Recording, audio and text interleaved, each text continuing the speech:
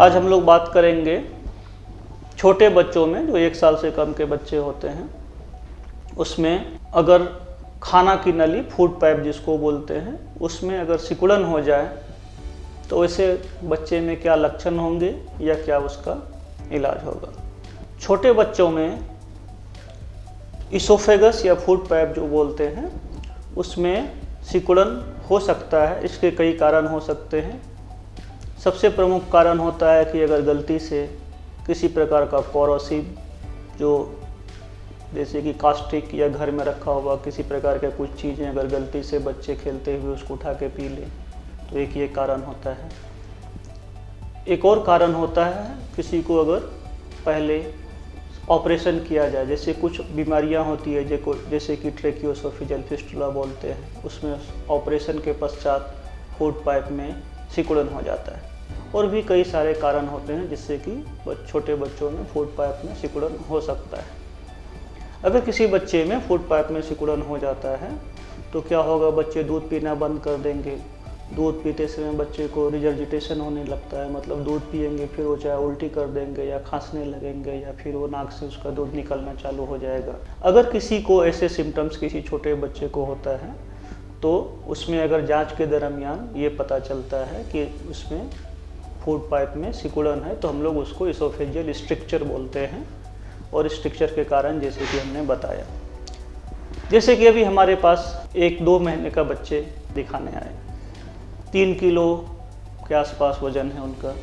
अब उनकी ऑपरेशन हुई थी, सांस में उनका ट्रेकियोसोफिजियल फिस्टुला था, जिसमें कि फूड पाइप और सांस की नली में कनेक्शन हो जाता है, उसमें सर्जरी किया गया। लेकिन सर्जरी के पश्चात उनको सिकुड़न हो गई, इसोफेगस में या फूड पाइप में सिकुड़न हो गई।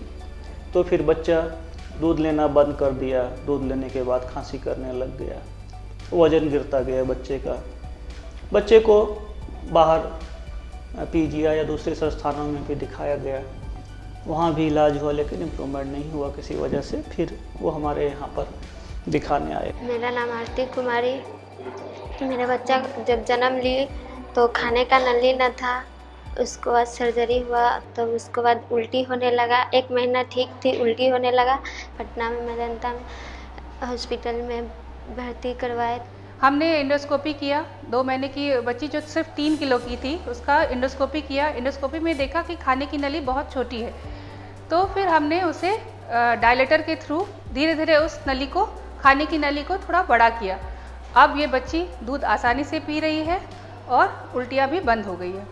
अब जब चौड़ा करने के बाद मात्र 24 घंटे में बच्चे डिस्चार्ज भी हो जाते हैं, जैसे कि इस केस में हुआ। हमने अगले ही दिन बच्चे को डिस्चार्ज भी कर दिया और बच्चा दूध पीना भी स्टार्ट कर दिया।